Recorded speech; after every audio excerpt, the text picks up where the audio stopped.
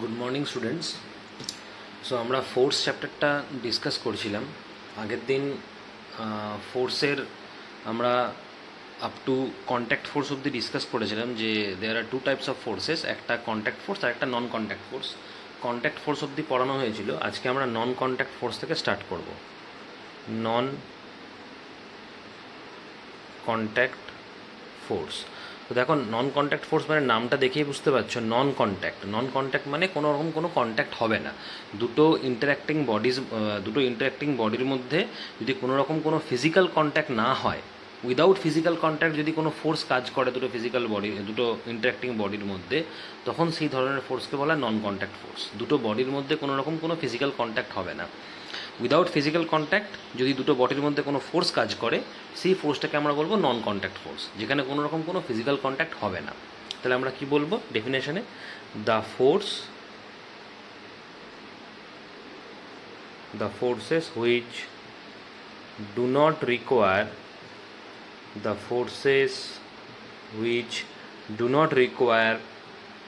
physical contact between the two interacting bodies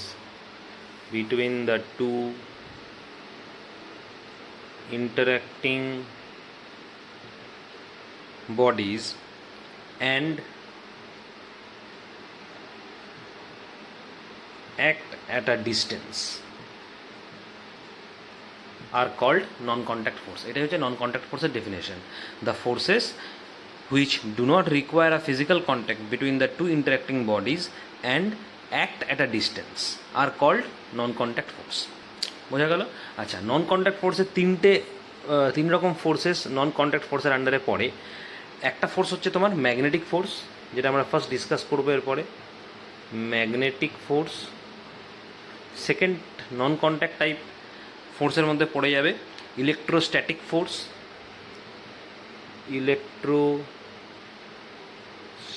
force, R 3 number হয়ে যাবে gravitational force. এই তিনটে টাইপের ফোর্সকে হচ্ছে নন কন্ট্যাক্ট ফোর্স। 3 ধরনের ফোর্সকে আমরা নন কন্ট্যাক্ট ফোর্স বলবো, যেখানে কোনো রকম কোনো ফিজিক্যাল কন্ট্যাক্ট হবে না দুটো বডির মধ্যে। প্রথমটা হচ্ছে ম্যাগনেটিক ফোর্স, তারপরে হচ্ছে ইলেকট্রোস্ট্যাটিক ফোর্স, তারপরে হচ্ছে গ্র্যাভিটেশনাল ফোর্স। তো প্রথমে আমরা সবার আগে ডিসকাস করবো ম্যাগনেটিক ফোর্স। দেখো, ম্যাগনেটিক ফোর্স মানে কি, যেটা দুটো ম্যাগনেটের মধ্যে যে ফোর্স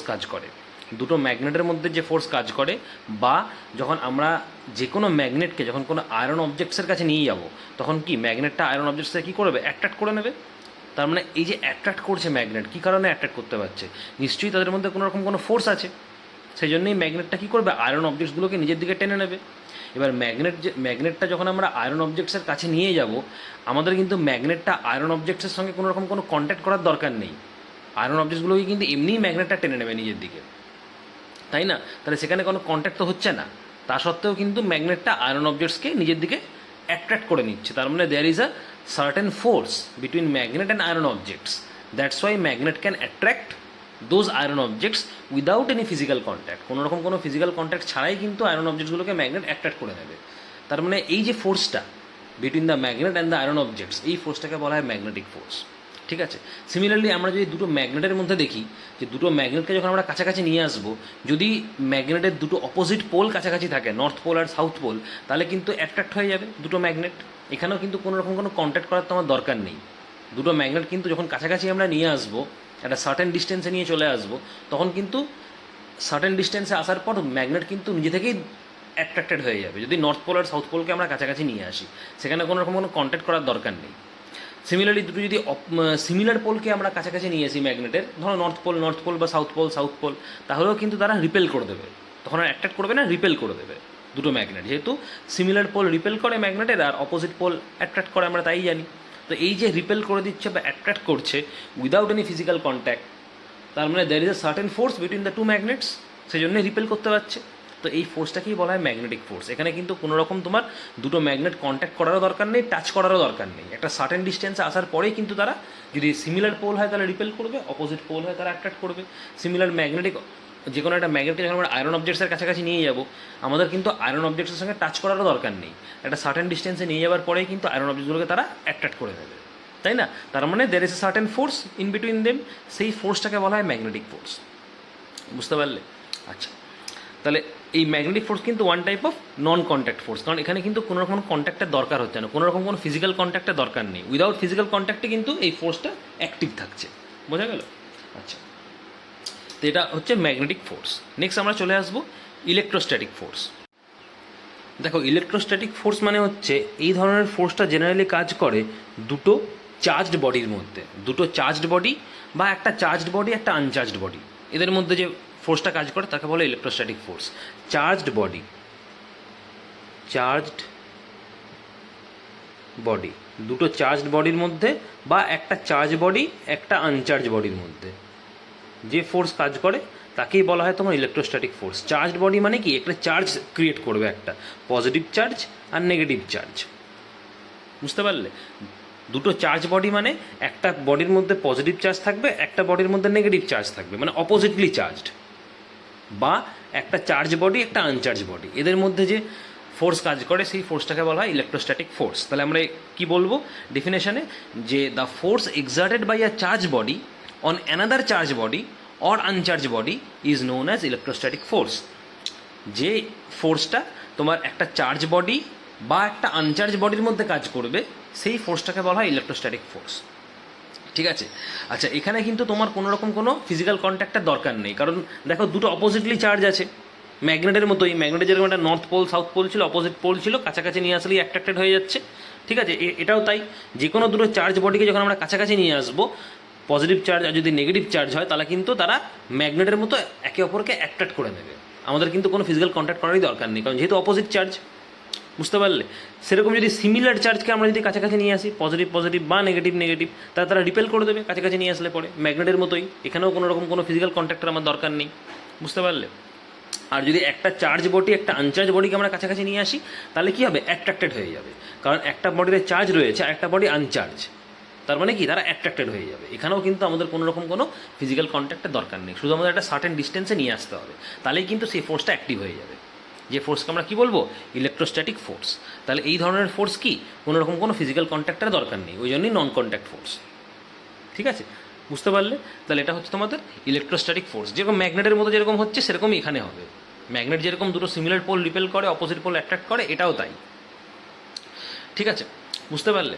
আচ্ছা, এই তোমাদের বইতে দেখবে এক্সাম্পল দেখবে দেওয়া আছে, যে যখন আমরা একটা চিরুনি দিয়ে ধরো চুলটা যখন আঁচড়াবে, তুমি চিরুনি দিয়ে যখন চুল আঁচড়ানো হয় তখন কিন্তু এই ইলেকট্রোস্ট্যাটিক ফোর্সটা ডেভেলপ করে। তার কারণ হচ্ছে চিরুনি দিয়ে যখন আমরা চুল আঁচড়াই, মানে চিরুনি দিয়ে রাব করছো তো চুলের মধ্যে, ড্রাই হেয়ার যদি হয়, ওয়েট হেয়ার হলে কিন্তু হবে না, শুকনো হতে হবে। ড্রাই হেয়ার যদি আমরা চিরুনি দিয়ে চুল আঁচড়াই তাহলে সেখানে কিন্তু একটা ইলেকট্রিক চার্জ ডেভেলপ করে কম্বের মধ্যে। এই ইলেকট্রিক চার্জ ডেভেলপ করার জন্যই কিন্তু সেখানে একটা ইলেকট্রোস্ট্যাটিক ফোর্স ক্রিয়েট হয়। তুমি বাড়িতে একটা এক্সপেরিমেন্ট করে দেখবে, যে চিরুনি দিয়ে চুলটা আঁচড়াবে, শুকনো চুল বা ড্রাই হেয়ার চিরুনি দিয়ে আঁচড়াবে। ঠিক আছে? অনেকক্ষণ আঁচড়াবার পরে সেই কমটা বা চিরুনিটা ছোটো ছোটো কাগজের টুকরোর কাছে নিয়ে যাবে। দেখবে ছোটো ছোটো কাগজের টুকরোগুলোকে যখনই তুমি নিয়ে যাবে, টুকরোগুলো কিন্তু অ্যাট্রাক্টেড হয়ে যাবে, মানে চিরুনির গায়ে লেগে যাবে। কেন লাগছে? কারণ সেখানে ইলেকট্রোস্ট্যাটিক ফোর্স জেনারেট করেছে। কারণ চিরুনি দিয়ে যখন তুমি চুলটা আঁচড়াচ্ছ সেখানে কিন্তু একটা ইলেকট্রিক চার্জ ডেভেলপ হয়েছে, তার মানে ইলেকট্রোস্ট্যাটিক ফোর্স ক্রিয়েট হয়েছে, যার জন্য সেই চিরুনিটা যখন তুমি ছোটো ছোটো কাগজের টুকরোর কাছে নিয়ে যাবে, দেখবে কাগজের টুকরোগুলো কিন্তু অ্যাট্রাক্টেড হয়ে যাবে। আগে থেকে তুমি এক্সপেরিমেন্টটা করার আগে একটা প্লেটে বা কোনো একটা জায়গায় ছোটো ছোটো কাগজের টুকরো নিয়ে নেবে। ঠিক আছে? তারপরে চিরুনিটা দিয়ে আঁচারবার পরে ওই চিরুনিটা নিয়ে যাবে ছোটো ছোটো কাগজের টুকরোর সামনে, দেখবে ওগুলো কিন্তু ম্যাগনেটের মতো অ্যাট্রাক্টেড হয়ে যাচ্ছে, তার মানে definitely there is some electrostatic force. ঠিক আছে? বুঝতে পারলে? তাহলে এটা এক্সাম্পল হলো ইলেকট্রোস্ট্যাটিক ফোর্সের। নেক্সট আমরা চলে আসবো গ্র্যাভিটেশনাল ফোর্স। গ্র্যাভিটেশনাল ফোর্স কাকে বলে? দেখো, গ্র্যাভিটেশন মানে হচ্ছে, সবাইকে জানতে হবে গ্র্যাভিটেশনটা কী। গ্র্যাভিটেশন মানে হচ্ছে যখন যে কোনো জিনিস যখন আমরা উপরের দিকে ছুড়ে দিই, ধরো সাপোজ তোমার হাতে একটা বল আছে বা একটা অবজেক্ট আছে, তুমি যদি এটাকে উপরের দিকে থ্রো করে দাও একটা সার্টেন হাইট, দেখবে কিছুক্ষণ পর ওটা আবার নিচের দিকেই পড়বে, মানে ইট ফলস টুয়ার্ডস দ্য গ্রাউন্ডে এসে পড়বে। সিমিলারলি যে কোনো অবজেক্টকে আমরা যদি উপরের দিকে ছুড়ে দেবো, মানে এয়ারে যখন উপরের দিকে ছুড়ে দেবো, একটা সার্টেন হাইটে যাওয়ার পরে সেটা কিন্তু আবার নিচের দিকেই ব্যাক করে, মানে it falls backwards towards the ground. কেন এরকম হয়? এর মেন রিজন হচ্ছে গ্র্যাভিটেশন। এর মেন কারণটা হচ্ছে গ্র্যাভিটেশন। আমরা যখন একটা অবজেক্টকে উপরে ছুড়ে দিই, এটাকে নিচের দিকেই কেন আসে? এর মেন কারণ হচ্ছে গ্র্যাভিটেশন। তার কারণ হচ্ছে আর্থ, মনে রাখবে, সবসময় যে কোনো বডিকে তার সেন্টারের দিকে অ্যাট্রাক্ট করে। আমাদের যে আর্থ রয়েছে, যেটা যে প্ল্যানেটটা, এই আর্থ প্ল্যানেট কিন্তু প্রত্যেক বডিকে নিজের সেন্টারের দিকে অ্যাট্রাক্ট করে, মনে রাখবে। তার মানে এই যে সেন্টারের দিকে আর্থ অ্যাট্রাক্ট করছে, তার মানে there is a some force, যে জন্য আর্থ কী করবে, প্রত্যেকটা বডিকে চেষ্টা করবে নিজের সেন্টারের দিকে অ্যাট্রাক্ট করার। তো এই যে ফোর্সটা, যে ফোর্সের জন্য আর্থ প্রত্যেকটা বডিকে নিজের সেন্টারের দিকে অ্যাট্রাক্ট করে, এই ফোর্সটাকেই বলা হয় গ্র্যাভিটেশনাল ফোর্স। গ্র্যাভিটেশনাল ফোর্স বা গ্র্যাভিটি, হয় গ্র্যাভিটেশনাল ফোর্স বা তুমি গ্র্যাভিটিও বলতে পারো, বুঝতে পারলে? এই ফোর্সটার নামই হচ্ছে গ্র্যাভিটেশনাল ফোর্স বা গ্র্যাভিটি। তাহলে আমরা ডেফিনেশনে কী বলবো, যে the attractive force or the attractive pool of the earth which tends to attract all the objects towards itself or towards the center. This force is known as gravitational force or gravity. মনে থাকবে? তো এই ফোর্সটাই হচ্ছে gravitational force. তো তুমি দেখো, এই gravitational ফোর্সেও কিন্তু কোনো রকম কোনো ফিজিক্যাল কন্ট্যাক্ট হচ্ছে না। তুমি জাস্ট যে কোনো অবজেক্টকে ওপরের দিকে যদি ছুড়ে দাও, তবে অবজেক্টটা নিচের দিকে চলে আসবে। এইটাই হচ্ছে একটা best example of the gravity বা গ্র্যাভিটেশনাল ফোর্স। তুমি বুঝতে পারবে যে কেন এটা আসছে। এটা due to the gravitational force বা গ্র্যাভিটি। তার কারণ আর্থ কিন্তু প্রত্যেকটা অবজেক্টকেই নিজের সেন্টারের দিকে অ্যাট্রাক্ট করতে চায়, টুয়ার্ডস আ ডেফিনাইট ফোর্স। একটা ডেফিনাইট ফোর্স দিয়ে কিন্তু অ্যাট্রাক্ট করতে চায়।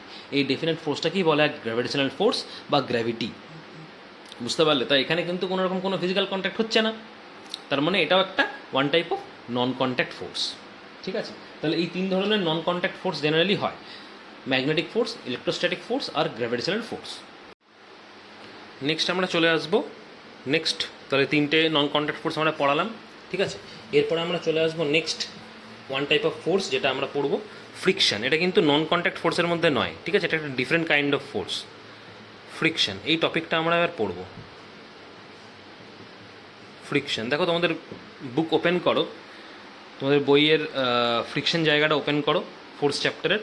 দেখো কি বলেছে প্রথমে, let us now study in detail about the force of friction that exist between different object. Different অবজেক্টের মধ্যে যে এই ফ্রিকশন ফোর্সটা কাজ করছে, সেটা আমরা ডিটেলসে স্টাডি করবো। তোমাদের বই খোলো, ফ্রিকশন জায়গাটা দেখো কী লিখেছে প্রথমে, a ball rolling on the ground slows down and then eventually comes to rest after some time. দেখো, a ball rolling on the ground slows down and then eventually comes to rest after some time. ধরো তুমি যদি একটা বল role করো ফ্লোরের ওপরে, তাহলে initially বলটা কি রোল করবে, আস্তে আস্তে আস্তে আস্তে থেমে যাবে, দিয়ে একটা জায়গায় গিয়ে স্টপ হয়ে যাবে। এমন তো নয় যে বলটা তুমি রোল করছো, এটা রোল করতেই থাকবে, কোনো দিনই থামবে না, এরকম তো হয় না। কিছুক্ষণ রোল করবে, তারপরে গিয়ে একটা জায়গায় গিয়ে থেমে যাবে, তাই তো? আচ্ছা, এরপর কি বলেছে, this is because while it is moving it experience a force that is in the direction opposite to the motion. এবার কোনোদিন চিন্তা করে দেখো যে আমি তো বলটাকে রোল করলাম ফ্লোরের ওপরে, তো এটা তো রোল করা উচিত ছিল, কিন্তু কিছুক্ষণ পরে থেমে গেল কেন? তার মানে কি, সেখানে কোনো একটা ফোর্স কাজ করছে। তুমি যেদিকে বলটাকে রোল করেছো তার অপোজিট ডিরেকশনে একটা ফোর্স কাজ করে, যে ফোর্সটা কিন্তু বলটাকে আস্তে আস্তে আস্তে আস্তে চেষ্টা করবে থামিয়ে দেওয়ার। এই যে ফোর্সটা, অপোজিং ফোর্স, যেটা অপোজিট ডিরেকশনে কাজ করছে, তুমি যেদিকে বলটা রোল করলে তার ঠিক অপোজিট ডিরেকশনে, এই ফোর্সটাকে বলা হয় ফ্রিকশন ফোর্স বা ফ্রিকশন, যার জন্য কিন্তু বলটা আস্তে আস্তে থেমে যায়। কারণ এছাড়া তো কোনো কিছু হতে পারে না। না, তুমি যদি বলটাকে রোল করো, তার মানে কি, তুমি বলটাকে রোল করছো মানে তুমি বলটাকে হাত দিয়ে ফোর্স অ্যাপ্লাই করলে বলের ওপরে, তবেই না বলটা রোল করছে। এবার তুমি যখন বলটাকে রোল করলে, তো বলটা নিজে থেকে থেমে যাচ্ছে কী করে? ওটাকে তো কেউ থামাচ্ছে না বাইরে থেকে, কিন্তু দেখবে কিছুক্ষণ পর ওটা নিজে থেকেই থেমে যাবে। তার মানে কি, there is some kind of force which is acting on the ball in the opposite direction and it tends to stop the ball. বলটাকে থামাতে চাইছে, এই যে ফোর্সটা, সেটাকে বলে ফ্রিকশন ফোর্স। তুমি এটা আরও ভালো বুঝতে পারবে, ধরো তুমি যদি একটা বলকে একটা স্মুথ সারফেসে রোল করো আর একটা রাফ সারফেসে রোল করো, তুমি দেখবে রাফ সারফেসে যে বলটাকে রোল করছো ওটা কিন্তু আগে থামবে, স্মুথ সারফেসের বলটা কিন্তু অনেকক্ষণ পরে থামবে। তার কারণ রাফ সারফেসে ফ্রিকশনটা বেশি আর স্মুথ সারফেসে ফ্রিকশনটা কম। But there is some friction থাকবেই, তুমি স্মুথ সারফেসে রোল করো বা রাফ সারফেসে রোল করো। কিন্তু রাফ সারফেসে রোল করলে পরে কী হবে, সেখানে তাড়াতাড়ি বলটা থেমে যাবে, কারণ সেখানে ফ্রিকশনটা বেশি, ফোর্সটা বেশি। আর স্মুথ সারফেসে কি, কিছুক্ষণ রোল করার পরে গিয়ে থামবে, কিন্তু থামবে যেহেতু ফ্রিকশন রয়েছে, বুঝতে পারলে? তো এই অপোজিং ফোর্সটাকে বলা হয় ফ্রিকশন। দেখো এখানে কি লিখেছে, these opposing forces is called friction. Hence, friction is the force that opposes or resists the relative motion between two bodies or surfaces in contact with each other. তার মানে ফ্রিকশনটা কি না, ফ্রিকশনটা হচ্ছে একটা one kind of opposing force that resist the relative motion between two bodies or surfaces in contact with each other. মানে একটা body যখন আরেকটা বডির সঙ্গে কন্ট্যাক্টে থাকবে, বা একটা বডি যখন কোনো সারফেসের সঙ্গে কন্ট্যাক্টে থাকবে, তার রিলেটিভ মোশনটাই কিন্তু বাধা দেবে। বুঝতে পারলে? সেই রিলেটিভ মোশনটাকে যে বাধা দিচ্ছে অপোজিং ফোর্স, সেই ফোর্সটা কি বলা হয়? ফ্রিকশন। ঠিক আছে, তাহলে ফ্রিকশনটা কি? ফ্রিকশনটা হচ্ছে one kind of opposing force, opposing force that resists the relative motion that resists the relative motion between two bodies,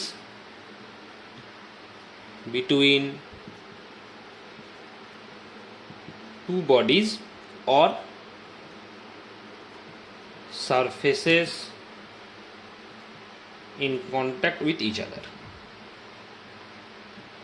দুটো বডির মধ্যে যে ফোর্স রিলেটিভ মোশন কাজ করছে সেটাকে অপোজ করবে, বা বডি যদি সারফেসের সঙ্গে কন্ট্যাক্টে থাকে সেটাকে অপোজ করবে, বাধা দেবে, তাকেই বলে ফ্রিকশন ফোর্স বা ফ্রিকশন। এই ফোর্সটাকে বলে ফ্রিকশন ফোর্স বা ফ্রিকশন। ফ্রিকশন কিন্তু ওয়ান কাইন্ড অফ ফোর্স, মনে রাখবে।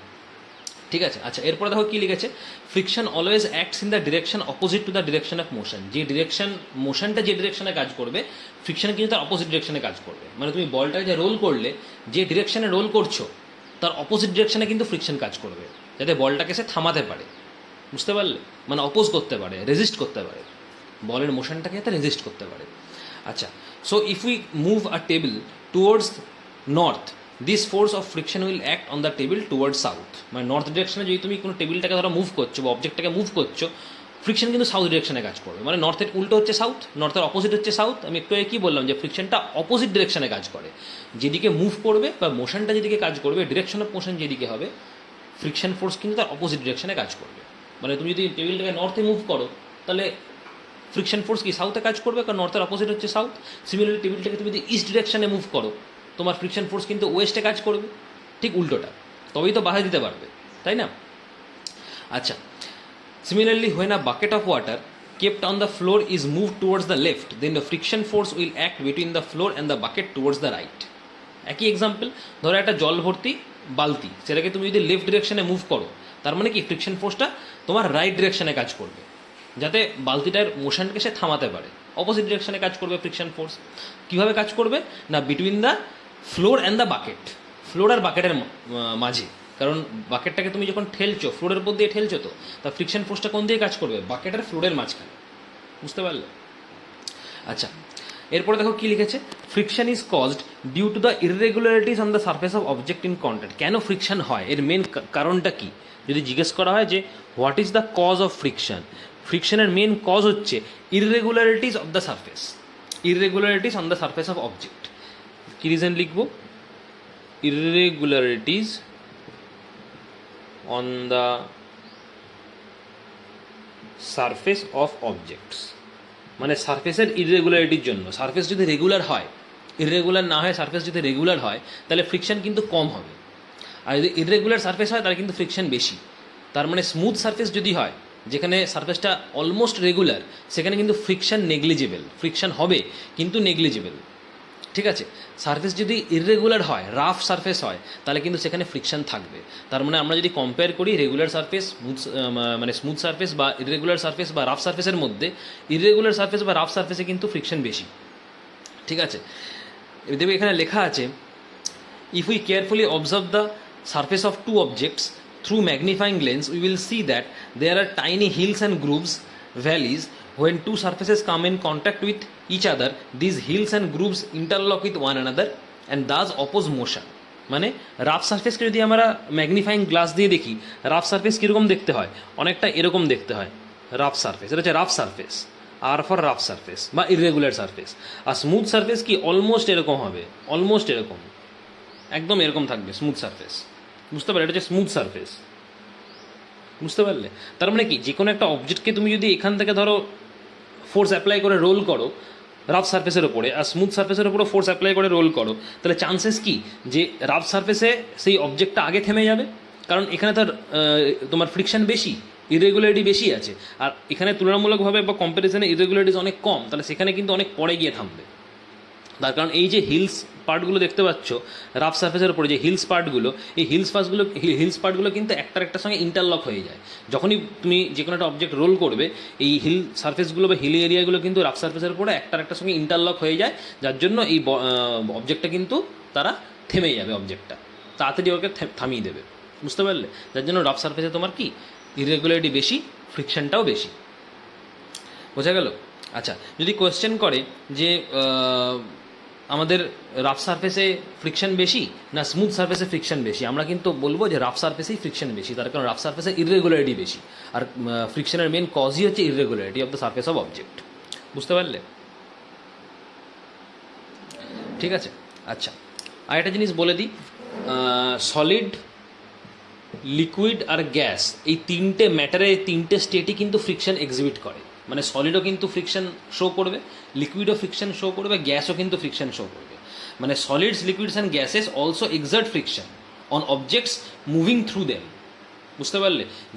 যে কোনো অবজেক্ট যখন সলিডের থ্রু দিয়ে মুভ করে, লিকুইডের থ্রু দিয়ে মুভ করে, গ্যাসের থ্রু দিয়ে মুভ করে, তারাও কিন্তু ফ্রিকশন এক্সিট করবে। মানে সলিড, লিকুইড, গ্যাসও কিন্তু ফ্রিকশন দেখায়, যাদেরকে বলা হয় কি ফ্লুইড ফ্রিকশন। এদেরকে বলা হয় ফ্লুইড ফ্রিকশন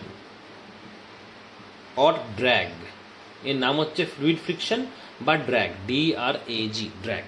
তার মানে solids, liquids and gases also excerpt friction on objects moving through them which is known as fluid friction or drag. এর নাম হচ্ছে ফ্লুইড ফ্রিকশন বা ড্র্যাগ। বোঝা গেল? আচ্ছা, এরপরে আমরা পড়বো ফ্রিকশনের প্রপার্টি, কী কী প্রপার্টি আছে ফ্রিকশনের।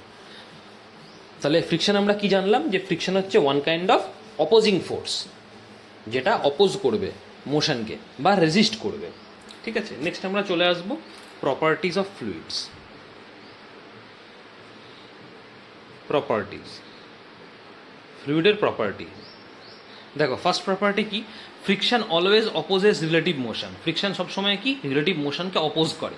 তার মানে কি এটা কি করবে? স্লো করার চেষ্টা করবে মোশনটাকে। It tries to slow down and ultimately কি থেমে যাবে বডিটা। বুঝতে পারলে? যেহেতু অপোজ করছে, একটা সময় পরে কি থেমে যাবে। তাহলে আমরা কি লিখবো? ফার্স্ট প্রপার্টি ফ্রিকশনের, friction always opposes relative motion. অবজেক্টের রিলেটিভ মোশনকে সবসময় ফ্রিকশন কি করবে? অপোজ করবে। তার মানে চেষ্টা করবে মোশনটাকে স্লো করার, অ্যান্ড আলটিমেটলি থেমে যাবে বডিটা। ঠিক আছে।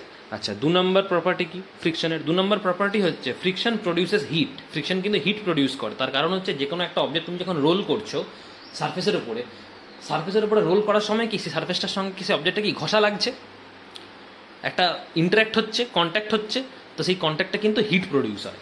বুঝতে পারলে? তার মানে আমরা কি লিখব? Friction produces heat. This is why where we rub our hands together and touch our cheeks with them we feel warm. মানে আমরা ধরো তুমি দুটো হাত যদি রাব করো, বেশ কিছুক্ষণ ধরে রাবিং করছো, রাব করার পরে সেই হাতটা যদি গালে দাও, দেখবে তোমার গরম লাগবে। তার কারণ কি? তুমি যখন হাতগুলোকে রাব করছো একটার সঙ্গে একটা, তার মানে ঘষা লাগছে, তো তার মানে সেখানে ফ্রিকশন জেনারেট করছে। তারপরে তুমি যদি সেই হাতটা গালে রাখো, তাহলে কি তোমার হালকা গরম লাগবে। তার কারণ কি? ফ্রিকশন জেনারেট করেছে, তো তার মানে হিট প্রডিউস হয়েছে। যেহেতু ফ্রিকশনে হিট প্রডিউস হয়, সেই জন্যই তোমার গরম লাগছে। বুঝতে পারলে? Even the tyres of a moving vehicle and the moving parts of a machine becomes hot due to friction. এটাও ট্রু। তার কারণ অনেকক্ষণ ধরে যদি তুমি গাড়ি চালানো হয়, তাহলে টায়ারটা দেখবে কিছুক্ষণ চালানোর পরে গরম হয়ে যায়, বা ইঞ্জিনটা গরম হয়ে যায় অনেকক্ষণ চলার পরে। তার মানে কি ইঞ্জিনটার তো কাজ করছে, ইঞ্জিন যে ডিফারেন্ট মেকানিক্যাল পার্ট ইঞ্জিনের ভেতরে যেগুলো রয়েছে, সেগুলো তো একটার সঙ্গে একটা কি ঘষা লাগছে, তো তার মানে ফ্রিকশন জেনারেট করছে। যেহেতু মোশন রয়েছে গাড়িটার, তো ফ্রিকশন জেনারেট করলে কি সেখানে হিট প্রডিউস হবে। যেহেতু ফ্রিকশন হিট প্রডিউস করে, আর হিট প্রডিউস হলেই কি সেটা গরম হয়ে যাবে। তার মানে আমরা কী দেখলাম? যে ফ্রিকশন কিন্তু হিট প্রডিউস করে। তাহলে সেকেন্ড প্রপার্টি আমরা কী লিখব?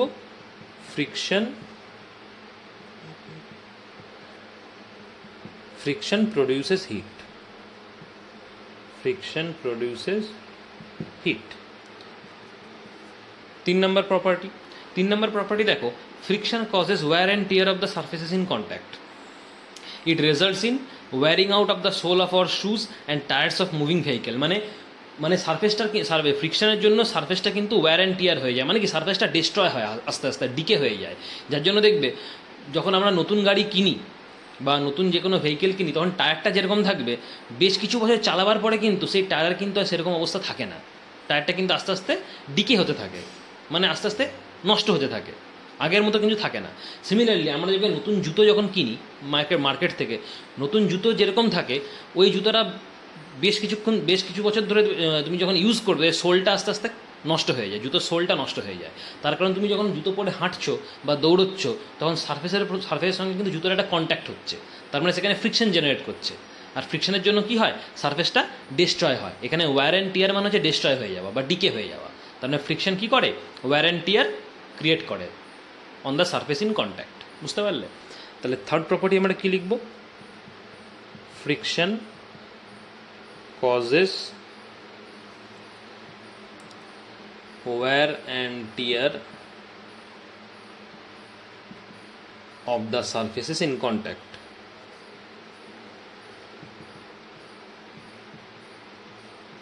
Friction causes wear and tear of the surfaces in contact. তো এগুলো হচ্ছে ফ্রিকশনের প্রপার্টি। ঠিক আছে, তো এই তিনটে প্রপার্টি মেনলি ফ্রিকশনের আমরা রয়েছে, আমাদের পড়তে হবে। ঠিক আছে, এই তিনটেই মেন প্রপার্টি, ফ্রিকশন কাকে বলে আর ফ্রিকশনের কী প্রপার্টি আছে, তিনটেই প্রপার্টি আছে জেনারেলি। ঠিক আছে, এগুলো পড়তে হবে। আচ্ছা, নেক্সট আমরা চলে আসবো ফ্যাক্টরস দ্যাট অ্যাফেক্ট ফ্রিকশন। কী কী ফ্যাক্টর আছে ফ্রিকশনকে অ্যাফেক্ট করে, মানে ফ্রিকশনের ওপর এফেক্ট ক্রিয়েট করে। Factors affecting friction, factors affecting friction. What are the factors that affect friction? কী কী ফ্যাক্টর আছে ফ্রিকশনকে অ্যাফেক্ট করে? জেনারেলি তিনটে ফ্যাক্টর আমরা পড়বো। ফার্স্টে পড়বো নেচার অফ সারফেস, যেহেতু সারফেসের সঙ্গে কন্ট্যাক্টে থাকে বডি, যখন বডির মধ্যে মোশন ক্রিয়েট হবে বা বডিটাকে তুমি মুভ করবে সারফেসের উপরে মুভ করবে, তো আইদার রাফ সারফেস বা স্মুথ সারফেস, তাহলে সারফেসের একটা কিন্তু রোল রয়েছে। তাহলে আমরা কী বলবো, নেচার অফ সারফেস, সারফেসের নেচারটা কীরকম তার উপর ফ্রিকশন কিন্তু এফেক্ট করে। Nature of surface, nature of surface.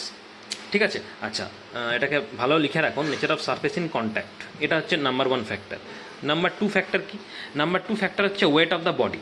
তুমি যে বডিটা মুভ করবে সেই বডির ওয়েট কত, weight of body. Last 3 number factor, 3 number factor হচ্ছে এরিয়া অফ কন্ট্যাক্ট, মানে কতটা এরিয়া কন্ট্যাক্ট করছে আর কি বডিটা। 3 নাম্বার ফ্যাক্টর আমি বলবো এরিয়া অফ কন্ট্যাক্ট। তো ফার্স্ট একটা ডিসকাস করি, nature of the surface in contact. দেখো, nature of surface in contact যদি আমরা প্রথমেই বলি, এটা একটু আগেও বললাম। দেখো, নেচার অফ সারফেস মানে কি, সারফেসের নেচারটা কীরকম তার উপর ডিপেন্ড করে ফ্রিকশনটা। এবার সারফেসের নেচার মানে কি, সারফেসের নেচার মানে যে সারফেসটা কীরকম সারফেস, রাফ সারফেস না স্মুথ সারফেস, রেগুলার সারফেস না ইররেগুলার সারফেস। তো জেনারেলি ফ্রিকশনের মেন কারণ একটু আগে আমি কী বললাম, ফ্রিকশনের মেন কজ হচ্ছে ইররেগুলারিটিস ইন সারফেস। সারফেসে যত বেশি ইররেগুলার থাকবে তত ফ্রিকশন বেশি হবে। তার মানে যদি আমি ইররেগুলার সারফেস বলি আর একটা রেগুলার সারফেস বলি, অবভিয়াসলি ইররেগুলার সারফেসে কিন্তু ফ্রিকশন বেশি আর রেগুলার সারফেসে কিন্তু ফ্রিকশন কম, তাই তো? তার মানে ফ্রিকশনটা জেনারেলি বেশি হবে ইররেগুলার সারফেস। তাহলে nature of the surface in কন্ট্যাক্টের আন্ডারে আমরা কী বলবো, যদি সারফেস ইররেগুলার হয় সেখানে কিন্তু ফ্রিকশন বেশি হবে, আর সারফেস যদি রেগুলার সারফেস হয় তাহলে সেখানে ফ্রিকশন কম। তাহলে সারফেসের নেচারের ওপরে কিন্তু ফ্রিকশন ডিপেন্ড করে। বোঝা গেল জিনিসটা? আচ্ছা, নেক্সট আমরা চলে আসছি ওয়েট অফ দ্য বডি, বডির ওয়েট। বডির ওয়েট বলতে যে অবজেক্টটা বা যে বডিটা তুমি মুভ করবে সারফেসের ওপরে তার ওয়েটের ওপর কিন্তু ফ্রিকশন ডিপেন্ড করে। দেখো লেখা আছে তোমাদের বইতে, তোমরা ওপেন করো বইটা, দেখো এখানে লেখা আছে ওয়েট অফ দ্য বডির আন্ডারে a body kept on the ground experience the normal force exerted by the ground which is equal to the weight of the body. মানে একটা বডিকে যখন আমরা কোনো গ্রাউন্ডের ওপর রেখে দিই তো বডির তো একটা ডেফিনাইট ওয়েট আছে, তো বডি যেহেতু একটা ডেফিনাইট ওয়েট রয়েছে, বডি কিন্তু নর্মাল একটা ফোর্স ফিল করবে। আমরা যখন বডিটাকে কোনো রকম কোনো টাচ করবো না বা কিছু করবো না, ধরো বডিটাকে আমরা গ্রাউন্ডের উপরে ছেড়ে দিলাম, নর্মালি রাখলাম, তো বডির যেহেতু একটা ওয়েট আছে সেই ওয়েটের জন্য বডির উপরে কিন্তু একটা ফোর্স কাজ করবে। ঠিক আছে, এবার যখন আমরা বডিটাকে যদি ভারী হয় যদি বডিটা, তাহলে কি সেই নর্মাল ফোর্সটা আরও বেশি হবে, আর যদি বডিটা হালকা হয় সেই নর্মাল ফোর্সটা কিন্তু কম হবে। এই নর্মাল ফোর্সটা মানে কি, নর্মাল ফোর্স মানে হচ্ছে এখানে আমি গ্র্যাভিটেশনাল ফোর্সের কথা বলছি। আমরা নন কন্ট্যাক্ট ফোর্সে কি ডিসকাস করেছিলাম, গ্র্যাভিটেশনাল ফোর্স ডিসকাস করেছিলাম না, যে একটা অবজেক্টকে যদি আমরা উপরের দিকে ছুড়ে দিই অবজেক্টটা নিচের দিকে এসে পড়ে আবার, তার কারণ হচ্ছে ডিউ টু গ্র্যাভিটেশন বা গ্র্যাভিটেশনাল ফোর্স।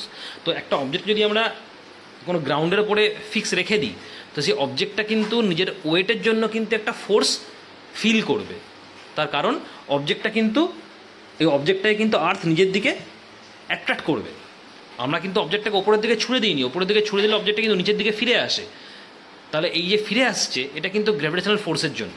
কিন্তু অবজেক্টটা যদি আমরা ওপরে না ছুড়ি, ধরো গ্রাউন্ডের উপরে রেখে দিলাম, তাহলে কিন্তু তার উপরে কিন্তু গ্র্যাভিটেশনাল ফোর্স কাজ করবে, কারণ আর্থ কী করবে, সেই ফোর্সটাকে নিজের সেন্টারের দিকে টানার চেষ্টা করবে কনস্ট্যান্টলি। তার মানে তার উপরে একটা ফোর্স কাজ করবে বা সেই বডিটা কিন্তু একটা ফোর্স ফিল করবে। এই ফোর্সটা যদি এই অবজেক্টের ওয়েটটা যদি বেশি হয় তাহলে সেই ফোর্সটাও কিন্তু বেশি হবে, আর অবজেক্টের ওয়েট যদি কম হয় তাহলে সেই ফোর্সটাও কিন্তু কম হবে। বুঝতে পারলে? এবার যত তুমি তুমি যদি বইটাকে হাত দিয়ে ঠেলতে থাকো বা ঠেলা শুরু করো, তোমার কিন্তু সেখানে ফ্রিকশনাল ফোর্সটাও বেশি হবে, তার কারণ অবজেক্টের ওয়েটটা বেশি। সেই ওয়েটটাকে ব্যালেন্স করার জন্য যে অপোজিং ফোর্স, মানে যে ফ্রিকশনাল ফোর্স, সেই ফ্রিকশনাল ফোর্সটাও কিন্তু বেশি হবে। আর অবজেক্ট যদি হালকা হয় তাহলে সেই ফ্রিকশনাল ফোর্সটা কিন্তু কম হবে। এই জন্য কিন্তু হালকা অবজেক্ট দেবে ঠেলতে কিন্তু আরও সুবিধা, ইজিয়ার। কম্প্যারিজন টু তুমি হেভিয়ার অবজেক্ট কিন্তু অত ইজিলি ঠেলতে পারবে না, তার কারণ ওই যে ফ্রিকশন ফোর্সটা বেশি। কেন ফ্রিকশনাল ফোর্সটা বেশি হেভিয়ার বডির ক্ষেত্রে? যেহেতু হেভিয়ার বডির ওয়েটটা বেশি, আর যেহেতু হেভিয়ার বডির ওয়েটটা বেশি, তার নর্মাল ফোর্সটাও কিন্তু যেটা ফিল করেছিল বডিটা, সেই নর্মাল ফোর্সটাও বেশি। তার মানে আলটিমেটলি রিলেটেড কার সঙ্গে? ওয়েট অফ দ্য বডির সঙ্গে।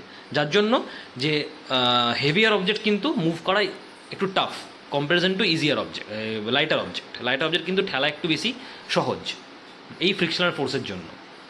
বুঝতে পারলে? আচ্ছা, থার্ড যে তোমার ফ্যাক্টর, যেটা হচ্ছে area of surface in contact. Area of contact বলছে for any two given surface friction is independent of the shape or area of the surface in contact. মানে এরিয়া অফ কন্ট্যাক্টের উপর কিন্তু ডিপেন্ড করে না, এরিয়া অফ কন্ট্যাক্টের উপরে কিন্তু depend করে না।